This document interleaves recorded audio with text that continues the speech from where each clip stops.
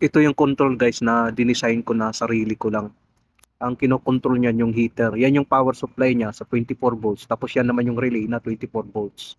Yung tinuturo ko, yung power na yan, power supply yan. Tapos yan naman ang relay. Ito yung sensor ang nagbibigay ng command.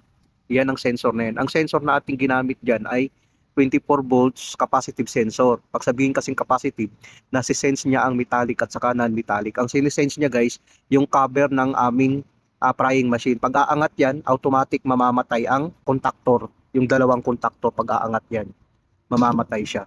Yun kasi ang design yan. Yung dalawang contactor na yan ang tinitrigger ng sensor na yon.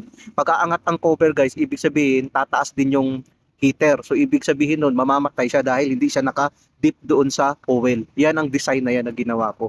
Matagal na ang design na yan guys. Bali, ginawan ko ng design. Bali, ano yan, ano na, magpa 5 years na rin.